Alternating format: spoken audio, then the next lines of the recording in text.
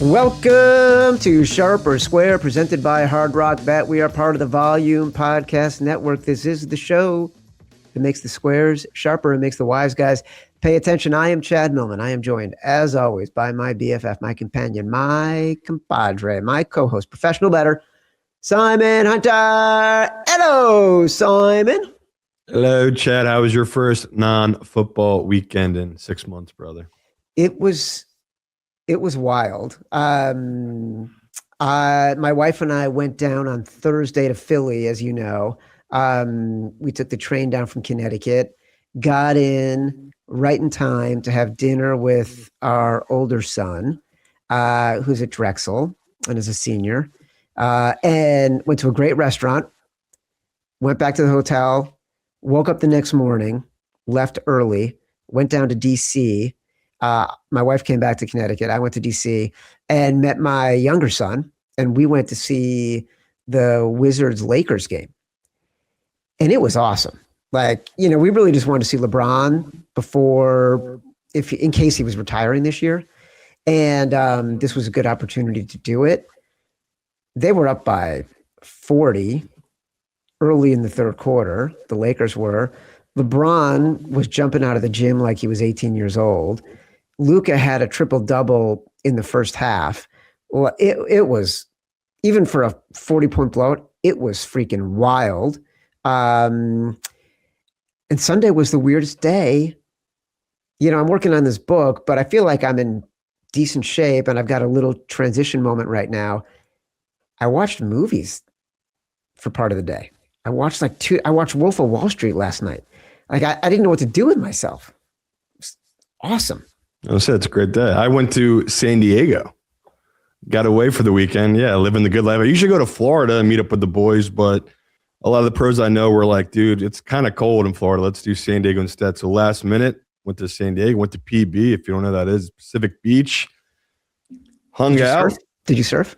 Nope, saved that for Jersey. I did not bring a wetsuit with me to Cali, but no, it's just those people are so spoiled. Going from New Jersey, 8 degrees to people are like bundled up there. I was walking around in a t-shirt and shorts. It was just so nice to feel the sun. But yeah, quick trip in and out, 3 days, and back to work. The most surprising thing to me, we're going to get into this with our guest and talk about the game, but something shocked me before we came on the air. You went surfing in New Jersey today? Yeah, we had a big storm come through. If people don't realize, we didn't get hit up here in the north, but North Carolina got absolutely hit by a snowstorm, and it basically blew off the sea. And those waves, they do go from down the south up to the north. And yeah, we had some big waves up here in Jersey. So I went out and Chad was shocked to know that a wetsuit could keep you warm, but it's warm enough. Like in 5-inch thick, it's good enough. It really is incredible. And I told him I ate it. So I had a rough go of it. Obviously, I'm an old man.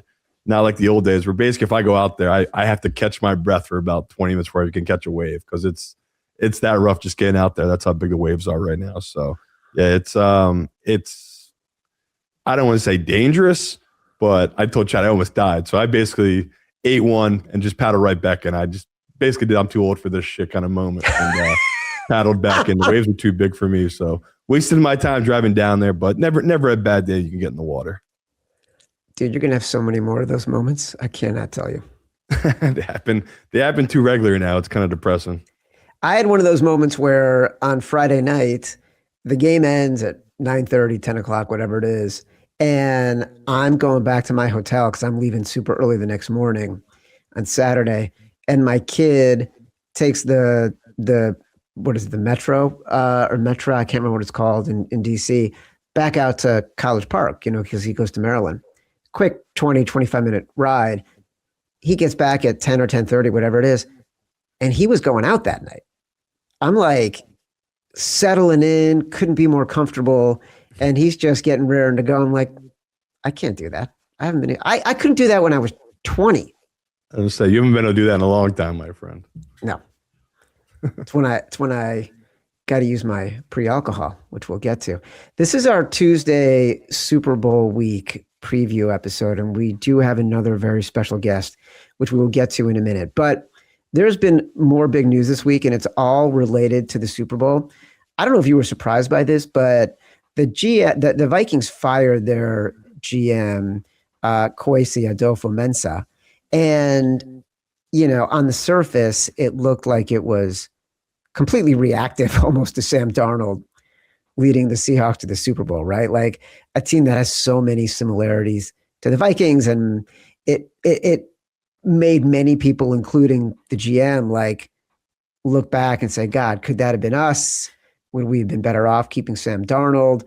Justin Jefferson was quoted in USA Today this week saying, you do look at that and wonder what if, but it seems like it wasn't just the QB mess. Like, it seems like he might not have been very popular in the organization.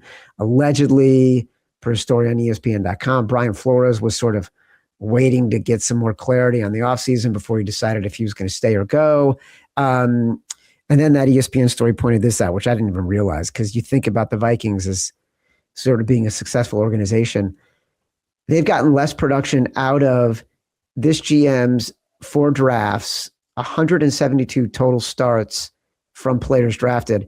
That's less than all but one NFL team. The average NFL team has gotten 368 starts from players drafted over that period. I don't know if you saw that at all.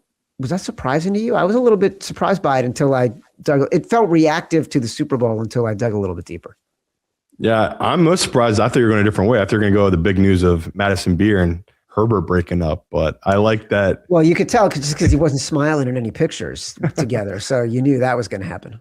But no, for this, they can say it was much of the reasons, but it seems like KOC said we got to keep Darnold, and he said we're going with JJ.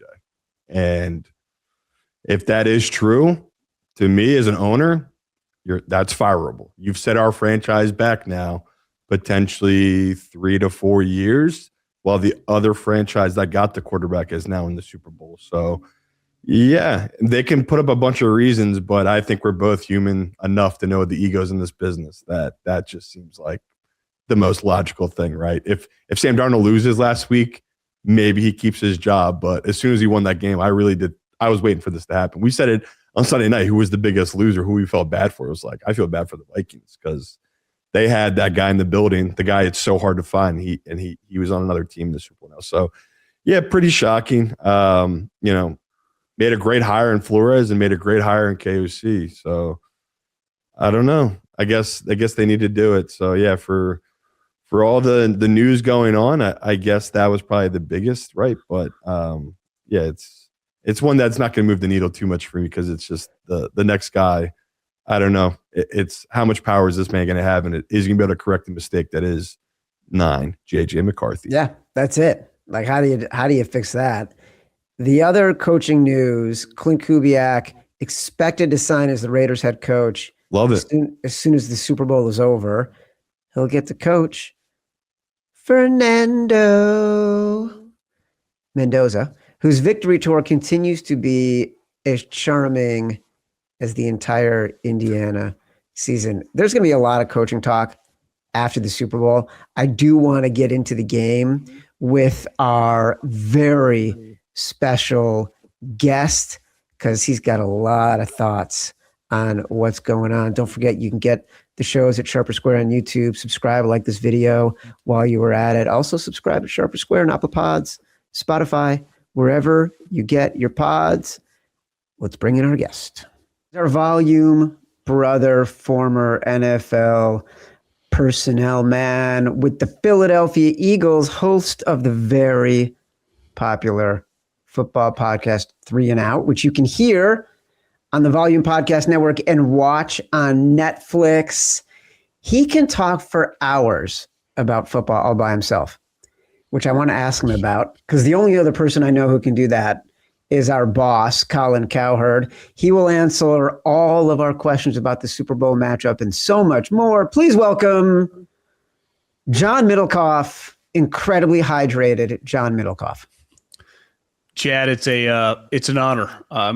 When I got the text, I'm like, damn, I'm getting invited to the big leagues now. Yeah. So been following and listening to you for a long, long time. So fired up. Fired up. The gambling world, as a guy that used to sneak into Cache Creek Casino. I grew up close to Sacramento in Davis, California, and we had this Indian casino. And they had back then you could play like dollar blackjack. I bet you couldn't go in now and there'd be anything under $25 a hand. But I remember my high school buddies would go there like 16, 17 years old. You're supposed to be 18, but you'd steal like $20 from your parents and be like, I'm going to turn this thing into 500, and you'd be out like 3 hands. You'd have no money and be like, what am I going to do? I just drove out here an hour, but I got the bug early. And then obviously sports gambling, been dabbling since college. So excited. Well, we're glad to have you. We're thrilled you're on to talk about this matchup, especially. I had a question for both you and Simon to start off, which is this line has basically settled at 4.5 right now. And that is off of the Drake Maye news about his shoulder and the limited practice and then the missing practice. My first question about on the field personnel, situational stuff for you, John, is the line not moving to me is an indication that it doesn't really matter whether he practiced last week or not. But from your point of view, how much do you think the conversations around this injury really matter? Well, we've had some quarterback injuries, starting with Stafford, who was like, is his back shot? And then all of a sudden the guy won the MVP. Then, like, I live in a 49er household. And, Sam Darnold's oblique, you cannot play with an oblique. I remember, I'm a Fresno State guy. I think Derek Carr got that injury. He couldn't throw. I'm like, they're screwed. And then he was like making throw after throw. And even Kyle's like, yeah, when Tortorall kicks in, he's completely fine. So I'm hesitant to think this is much. You never know. I mean, it is football. I mean, injuries do impact players. But until I see the guy not being able to function, I'm gonna expect Drake Maye as normal. Simon, 4.5. It stayed steady. It looked like it might hit 5 for a minute. And it's kind of just locked in at 4.5. To me, what that's saying is basically wise guys know he's fine. Wise guys know they're being cautious. Wise guys know he's going to play. Is that kind of what you're hearing at this point? Yeah, there was never a doubt he wasn't going to play. It was just what's the injury tolerance here. To me, it's the NFL. Everyone's going to get surgery. I mean, you saw Josh Allen walking with that boot not even a couple of days ago, right? He got surgery as soon as he's in. Everyone knew he was playing with something wrong in his foot. So I'm hoping someone in the media does the ultimate test of tossing him something and see if he can broach above his head and catch it to see how hard that shoulder is. But no, everything I've seen, it's like he's fine. So to me, if he is truly injured and it is something he gets surgery in the after season, they say afterwards, you're like, well, he was playing with a torn whatever in his shoulder, whatever was a serious injury after the fact could happen. But as we're talking about leaks, I've heard nothing leaking out that it's injured and that everyone in the building saying he's fine. And the number to me, though, again, we're going to dive so much into the number. This is a number that I don't think they can move, Chad. I think they've kind of backed themselves into position to this point, the sports books, because they've taken so much Seahawks money. If they do move it off an injury like this, say they did move it to 6, double the amount of Seahawks money. The public would feel even more confident about their early bet, and they would come and bet even more because they're saying, hey, look, we were right on my early bet. Now you're seeing that he might be hurt. That's why the number is moving. So they're kind of stuck, in my opinion. I don't think they can move the number at this point because they're already so dug in on the Patriots, right? They desperately need the Patriots. And every Contrarian better I know, they're on the Patriots simply because of that. They're like, well, the house always wins. I'm going to bet the house. And it's like the Super Bowl, you can't think that way. The books, the house does not always claim. If this is a shootout, if this goes over, the spread won't even matter. They'll get destroyed on TDs and everything like that, Chad. So to me, the conversation about the shoulder isn't that much, but it was last week where everyone, because he didn't practice, like you said, that was really alarm bells going. I think as the more news has come out from the Patriots side, it's like, listen, it's not that bad. He's going to play in this game. He'll be fine. And we won't know until, it's game time if that's the truth or not, right? If they're dropping back, Chad, he's not throwing deep, that's going to be a telltale sign. What's the amount of money bet on the Super Bowl? Because last year set a record, right? And the estimates this year, they're saying from the AGA legally $1.7 billion.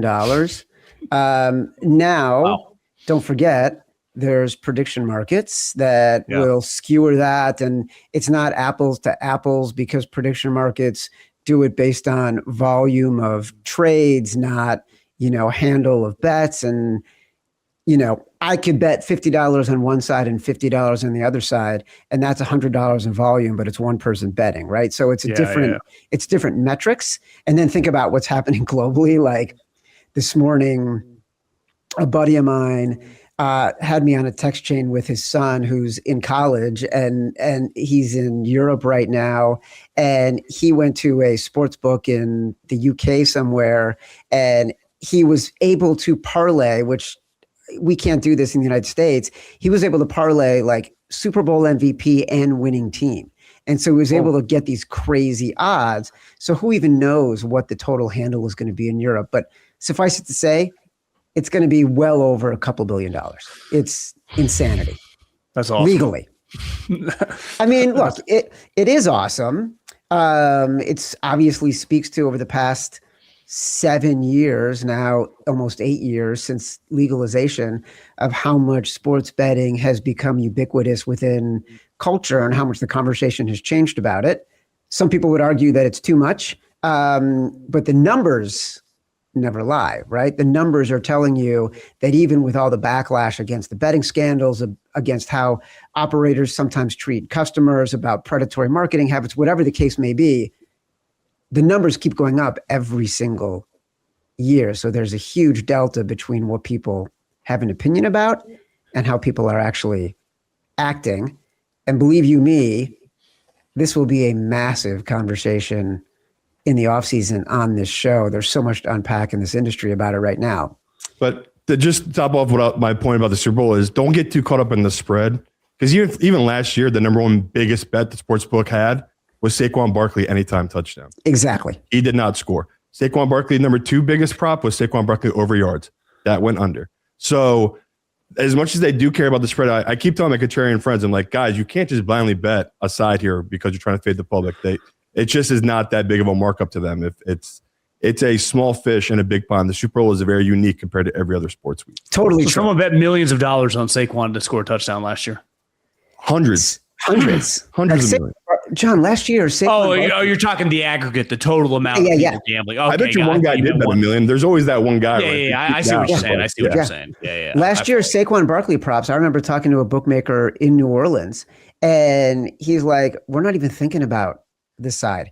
All of our liabilities right now are Saquon Barkley props. After that, it was Patrick Mahomes prop. After that, it was Travis Kelce props. The side had nothing to do with it. It's just an interesting way to look at it now. But you had a really interesting conversation with Colin the other day, talking about Sam Darnold. And if we're talking about the Super Bowl, I don't think there's a more important player here. It's the Seahawks' success or failure will rest on how he performs. And on the show, there was a stat, I think Colin mentioned it. Since Darnold started 6 games for Carolina late in 2022, he's the winningest QB in the NFL, ahead of Mahomes, who's played in the last three Super Bowls. 4-2 at Carolina was Darnold, 1-0 in San Francisco, 14 wins in Minnesota, 16 in Seattle. Explain how you see him as becoming a smarter player as he's evolved from the sort of I'm seeing ghosts days in New York. Well, I actually thought that game against the Rams, some of his best plays, like we had seen in the playoffs, CJ Stroud, for example, who they don't run. It's not apples to apples, the same offense, but they do run a lot of boot, get him on the move. You can be a hero, the Kyle Shanahan boot action. If that guy, the end or the linebacker on the outside, doesn't bite and just goes at the quarterback, that play is DOA, right? And that you can get in trouble. You turn around and the guy's right in your face. And sometimes quarterbacks freak and they jump and they throw. I mean, CJ Stroud was doing that.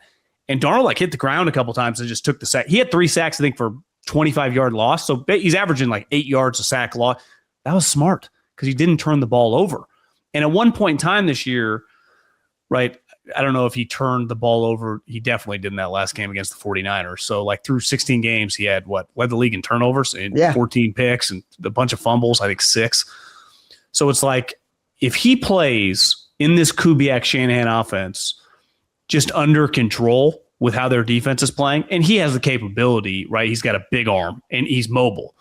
And not mobile like Lamar Jackson, but can scramble to throw, which is, to me, the most valuable thing you can do in the NFL right now. Because if the play isn't there, can you scramble to keep a play alive and then make a play? Caleb hung his hat on that this year. So he's doing that. And if he doesn't turn the ball over, like, they will not lose.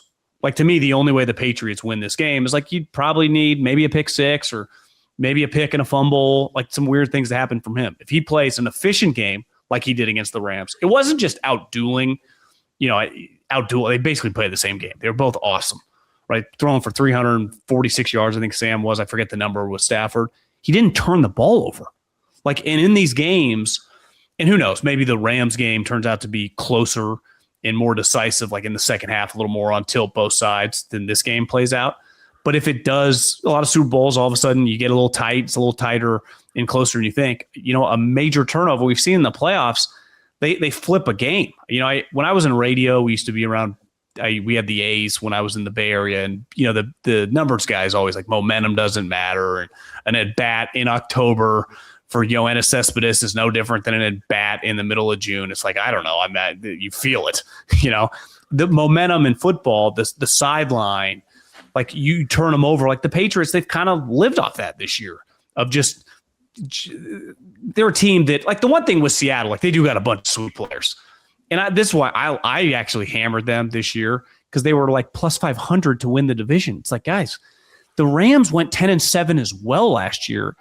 And while the 49ers aren't going to be as disastrous as they were the previous year, the Seattle went 10-7 too. And if Darnold is just solid, their defense is going to be better. This team's going to be pretty good. And they've had, like, down the stretch of the year, right, their offense wasn't as explosive, and he had two weird games against the Rams. But for the most part, I do wonder if we just talk about the evolution, like the Jets thing's irrelevant now. Of course. But his evolution in building off the couple games to end the season last year and then the Rams experience this year, how could he not just have a little more confidence of, like, I don't need to force it. I got these guys. He's got a defensive head coach. The Kubiaks and Shanahans, they aren't blood related. They might as well be cousins, right? I mean, they are in relation to the offense. They all know it like the back of their hand. And this offense is essentially, if it's going well and their defenses are built, which Seattle's is, we're going to have less than 30 attempts.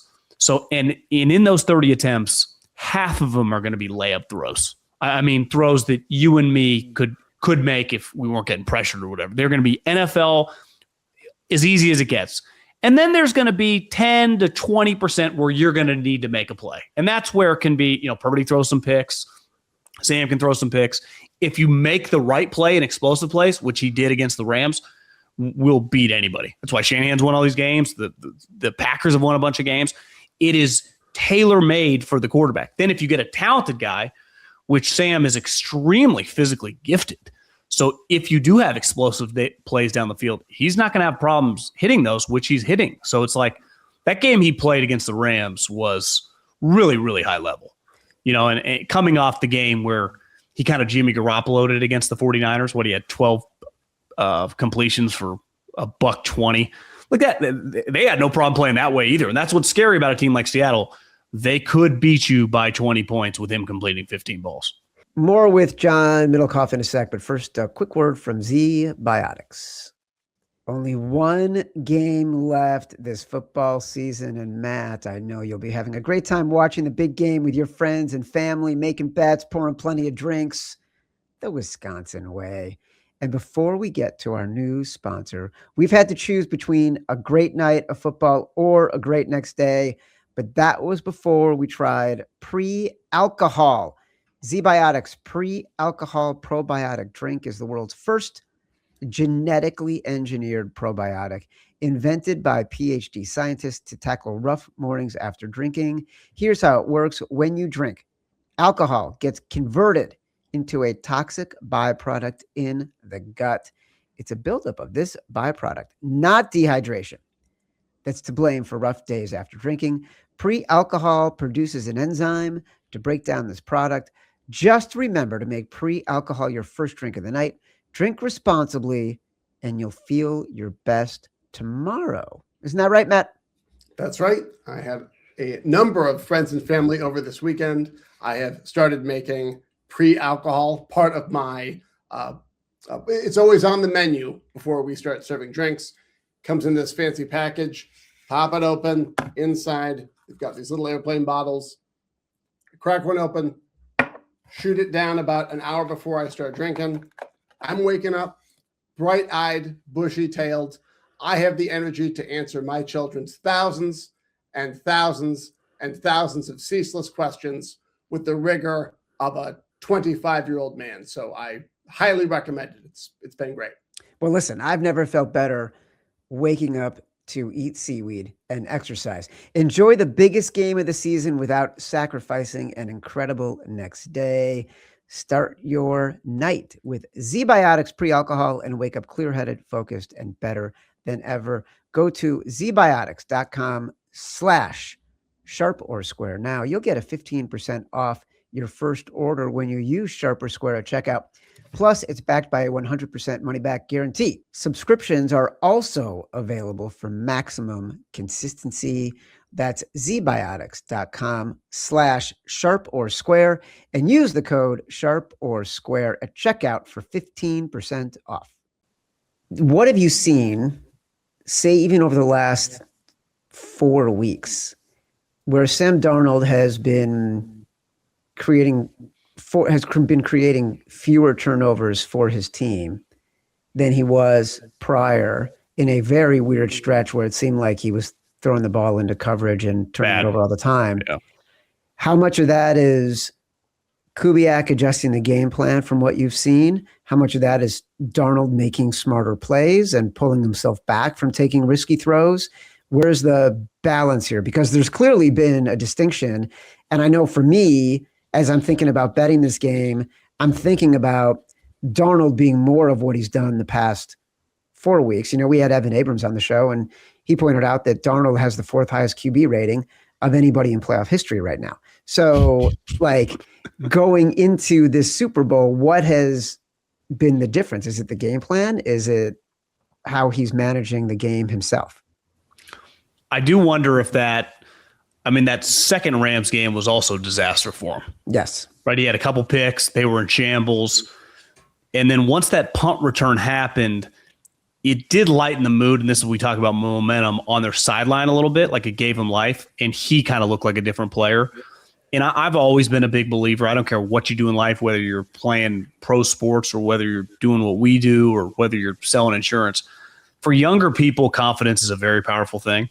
Like, you can lose it. You feel like you're never going to get it back. And when you got it, you feel like it ain't ever going to leave.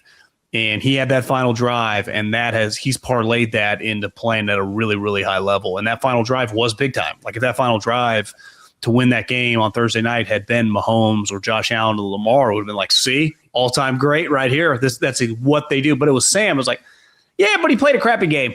You know, it's kind of weird. And he has to fight that, right? Like, every quarterback that's not, you know, a no doubt about it, first ballot Hall of Famer, like, once you're in that, to me, that kind of category of like guy 6 to like 12, 14, you know, the Purdys, the Daks, the Goffs, the narrative can come back either way on them at any moment. Like a Josh, okay, he played a bad game against the Broncos, right? Well, it turns out he had a broken foot, and it was like first really bad game in the playoff. What do you want to do? Bench him? Like, what were we even talking about? Right? I was a huge Peyton Manning fan. He had a lot of bad games. So I think confidence is really big. And, I mean, JSN is just an elite player. Now, I think the one question is going to be, they're pretty dependent on just, you know, they just had multiple running backs. Now Charbonnet's out. They're pretty dependent on Kenneth Walker, who has looked exceptional. I think, was it Macdonald or Kubiak? Maybe it was John Schneider said that he's like really stepped it up. Like, he does look like playing the guy that I remember at Michigan State that got what's his name, a contract extension before he blew it. Mel Tucker, $95 million. Right. Yeah. Mel Tucker, you know, Kenneth Walker looked like Walter Payton that year. So, and he's shown signs. Now, granted, a couple of them are against the 49ers, whose defense is not great. But even last week, I thought the stats weren't reflective to his impact. So, to me, it always helps to have a running back in the Kubiak system, because they will just dump it down, throw it to him a lot. And obviously the tight ends as well. But you got a wide receiver that, I mean, JSN made a couple catches in that game, that the one out of bounds in the back of the end zone where he leaped. It was like, is that Michael Jordan? I mean, yeah, so right. Because I had someone text me, he likes the NFL, but he's more casual. And he's like, this was after the game Darnold had against the Niners when he threw for 120 yards. He's like, I feel like I watched Sam Darnold and he throws for less than 200 yards. Yet JSN's like shattering records here. How's that up? I'm like, well, some of it was early in the season. They banked a bunch of yards. But like at any moment, he can have Puka-like lines, which he literally just did. Him and Puka were, I don't know, two of the best players on that field, how many days ago now. So I think confidence is a huge thing. And he's just, even the last two, I felt like I was on an island last year. The Lions game, he was bad, right? He was atrocious.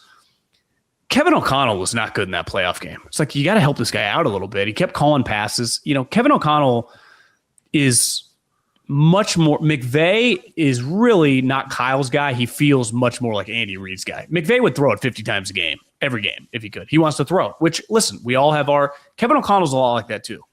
Andy Reid would throw it 50, 60 times a game, every single game if he could. Where Kyle Shanahan would run it 50 or 60 times, right? Like most defensive coaches. And I think Sam got put in a rough spot in that playoff game. And I think so it felt like two games. I was like, I think Kevin O'Connell's getting a little bit of a pass. And you've seen him this year. He could turn over the ball. He's a little bit of a gunslinger. That's kind of the way he plays. He's not, he's not Alex Smith. But he doesn't have that physical skill set. Like, he has an explosive arm, and he's made enough plays now the last couple of years where he knows it works. Yeah, I'm right there with you, John. Where I held last year against Sam Darnold. I was one of those people where that Lions game, that Rams game, it stuck in everyone's mind because he played so well. And then the biggest games, he didn't. That last game against the Rams, though, I'd bet him. I bet on them as a team. I said, Chad, I couldn't believe that. We bet on the Seahawks for a different reason. Yeah. Sam Darnold saved us. He had the game of all games against that Rams team. And, I really look at this team just like the Eagles last year, where Sam, just like Hurts last year, he can lose this game for them, right? If he makes these mistakes, like you said, he will lose it. If he plays what you just said, just sound football, very patient, take what it even gives them, I just can't see the Seahawks lose the game. They just feel like such a more complete team. And I think of the art of war, right? Never interrupt your enemy when they're making a mistake.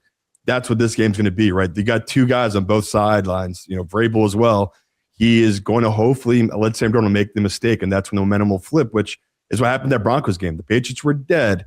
The quarterback made the mistake. That all the momentum had flipped in that exact point. So I would love to hear you just talk about Vrabel right now, because we're getting a lot of love in Seattle. Vrabel is the difference maker, right? He's the reason the Patriots are here where they are. I had a lot of Drake Maye love, but it is Vrabel. This is a Vrabel defense. Everything about this defense is just such a Vrabel personality. Can you speak on him and how you feel about him as a coach and, the confrontation is to his success? Yeah, I'd feel the biggest bet I've ever made in my gambling career on a football game was the Denver Broncos against Carolina, because I had seen that Denver Bronco team. I'd been doing Raiders post game, so I'd seen it live in the Super Bowl years ago. In the Super Bowl. Relative to my income, it was probably the 2007 Pats. I bet against them with the Giants because I had seen that week 16 or 17 game that they ended up need that crazy pass for Randy Moss. And I was like, they'd match up well, 13 points. And I convinced me and my roommate, we scrounged $1,500 together and bet it all on the Giants. It was incredible. But I have a lot of conviction in Seattle in this game. A ton. It wouldn't shock me at all if we get one of those Super Bowls where it's 38-10, just an ass kicking. But the Vrabel Josh McDaniels combo makes me pretty nervous. Sean Payton said it after on that fourth down that they went for it, that obviously looking back that he would have kicked the field goal if he would have known. We got the look we wanted, but then what happened? They ran something completely different with the look. Well, while he was never a coach for Belichick, he was one of his key cogs on defense, all those Super Bowl championships, where Belichick ran some of the most famous game plans in the history of the sport. And clearly Mike, being now a coach, was probably on the front lines with Bill and Romeo Crennel discussing this and implementing it with the group with Brewski. I think he looks, like a Jim Harbaugh or a Dan Campbell. And obviously those guys are smart too. And I think it takes away a little bit. I think Mike, when it comes to football, is brilliant. Yeah. Brilliant. And you guys might know this. I need to look this up. There can't be in the history of the NFL a coordinator who has coordinated more offensive or defensive game plans for playoff games than Josh McDaniels. Feels like this would be his 40th game. Because most guys become a head coach or whatever. But all of his work in the playoffs for how many years now multiple runs with Tom, now back with Drake, and he's not going to get a head coaching job. How many playoff games is that guy going to be an OC for? So their coaching advantage with Mike and his understanding of what it takes in these massive games. Like when Sean said that, it's like, and listen, I'm all for going for it. I've said forever, the movement to go for it. Every human being that's ever watched football on their couch is always screaming at the TV to go for it most of the time. But that was like when you factored in the weather. And then when I heard him say, well, Sean, you would do the same when it comes, hey, we got the look we wanted on their offense and they ran something different. That's the AFC, NFC. These are the best of the best. And that's what makes me nervous. So if this was just like a kind of a team out of nowhere with a coach that we didn't have as much like familiarity with, but that's what makes me hesitant to go all in on Seattle, because I think the coaching advantage, not that the Seattle's at a disadvantage because their coaching's great too, but how good, I mean, Vrabel from a game management standpoint is a freaking genius. You know, I have Stuckey on every week, and he was saying there was a moment in that game where he subbed and had the guy going slowly off that led the clock. I mean, he knows the rule book. That was Bill's thing, right? I know the rule book better than you. It's like, what do we all look for in an accountant? The guy that knows every single loophole. Well, that's Bill, and that's now Mike. And then Josh is just extremely comfortable. That clip of when Drake like looked at him like, this is really hard. You could tell. I mean, they're playing this blizzard, and Josh's like, yeah, this is supposed to be. How many times has Josh down on one knee sat there looking at Tom in that same exact spot? That is a huge, huge advantage, because this team shouldn't be here based on like, it's kind of like the Commanders last year. I would say the Patriots have more talent than that Commanders team, but it's like, this is not your typical Super Bowl roster, right? I mean, this Patriot team in theory is going to be way better in a couple years, but they got the coach and they got the coaches, you know, the combo of, I know Vrabel technically doesn't call the defense, but I would imagine during the week, he's pretty heavily involved sitting there in the room. Right. So that's, I think he's a star, you know, just like, and I know the thing ended weird in Tennessee, didn't have a quarterback, but I watched them with some pretty good teams kick some serious. I mean, weren't they the 1 seed the year that Tannehill threw all those picks? This is a great redemption story on both sides with Darnold and the roadmap he's traveled to get to the Super Bowl, and Vrabel 2 years removed from pretty unceremoniously getting fired. It feels like the only person who didn't know what a genius Mike Vrabel is was the owner of the Tennessee Titans, because what he's done in a year after back-to-back 4-13 seasons for the Patriots is brilliant work, but also it's why everyone was betting on the Patriots preseason. It wasn't because of Drake Maye. It was because of Mike Vrabel, because bettors especially know. You look back at that game that the Titans had against the Patriots, which was Tom Brady's last game. Vrabel was using Belichick on Belichick, right? He was calling the timeout. He was taking the penalties. He was finding all the ways to use the clock and burn it down to give them so little opportunity. He did the same thing. He's done that this year. And he's also, talk about momentum. He's taken the right momentum plays at the right time. Today's show is brought to you by our presenting sponsor, Hard Rock Bet, Florida Sportsbook. The biggest Sunday of football season is this weekend. And for games like this, basic bets just don't cut it. That's why Hard Rock Bet is loaded with special props you can't find the rest of the year. Scoregami, opening kickoff, touchback, all the bets you need to make every snap matter. So if you haven't signed up with Hard Rock Bet yet, there's never been a better time. New signups can double their winnings on their first 10 bets, a max of $50. That's right. If you would have won $100 on your bet, make that $200. Plus, you won't want to miss Hard Rock Bet's $7 million big game bonus party. Place a $10 big game parlay, and you'll get a share of $7 million in bonus bets, win or lose. Every parlay counts, and the more you place, the bigger your share. I already built mine. Now it's your turn. And if you're in Florida or New Jersey, the Big Game Energy doesn't just live in the app. Head to Hard Rock Casino for drawings, giveaways, and all the excitement leading up to kickoff. Big Game Week is also the best time to be a Hard Rock VIP. Hard Rock Bet is rolling out the red carpet for its MVPs, private jet, 5-star hotel, big game tickets, and more. Other VIPs will attend invite-only watch parties with special guests, high-end food, and tons of exclusive merch. If you want to get in on the action, check out the status match page at hardrock.bet/loyalty. Let them know where you play for a shot at an instant upgrade to the best signature VIP program in the industry. So download the Hard Rock Bet app and make your first deposit today. And Vrabel, how he handled the Broncos game and knew weather was going to be a factor. John, to your point, everybody was saying kick the field goal for Sean Payton on that fourth down. He's the only one who didn't say, I'm going to kick the field goal. And Mike Vrabel took the points in those exact scenarios. And that just shows sort of how smart and connected he is. I think sometimes too, there are certain individuals, let's just pick a guy. I got 18 years coaching experience. And you'd say, well, Phillip Rivers has none. Guys like Phillip Rivers, guys like Mike Vrabel, their coaching experience was really their playing experience because they were essentially coaches on the field. Listen, Peyton would not do it. He's not going to put in the hours. But if Peyton really had dedicated himself, do you know how good he would be at running the offense for a team and just running the team? Great Tom as well. Their understanding of implementing these game plans and being around in these high leverage moments countless times in their career is just something that I was looking at Sean McVay. I saw Sean McVay got extended. So he's been in 16 playoff games as a coach. Think how many Vrabel games now as a coach and a player. And that's, the Bussin, Taylor Lewan's talked about this before. His advantage when he gets in front of the team is there is not a human being in that room that he can't relate to. The high-paid guy, the practice squad guy, the guy clawing to try to get off special teams.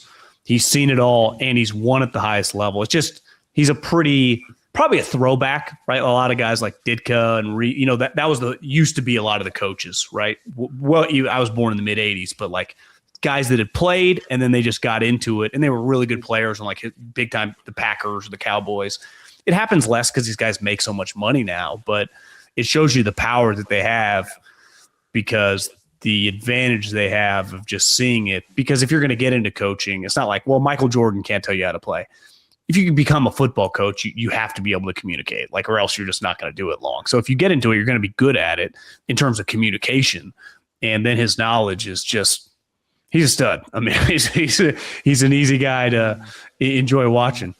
He's a stud. And yet we all think the Seahawks are going to dominate this game. It would be pretty impressive though, if they were to win the game. It'd be his Belichickian moment, wouldn't it? I actually feel like the key factors in this game are Mike Vrabel and Sam Darnold more than maybe Drake Maye, because what Mike Vrabel can do if Drake Maye is healthy and the way he's going to manage this game, I think it's going to put them in the best possible position to keep it close. So we'll see. John Middlekauff, 3 and Out. Watch it on Netflix. Listen to it on the Volume Podcast Network. Great stuff, my friend. Thanks for joining us.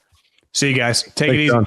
All right. We want to thank John Middlekauff from 3 and Out, our Volume brother, for coming on the show. This has been Sharp or Square, part of the Volume Podcast Network. We want to thank John Middlekauff, our Volume brother from 3 and Out, for coming on the show. We will be back on Thursday. We're going to go deeper into NFL props for the Super Bowl. Watch or listen on YouTube at Sharp or Square.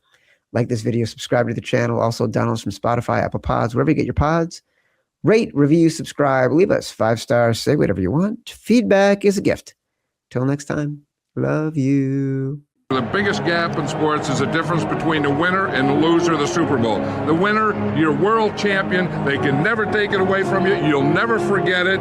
The loser, they just get thrown back in the pile.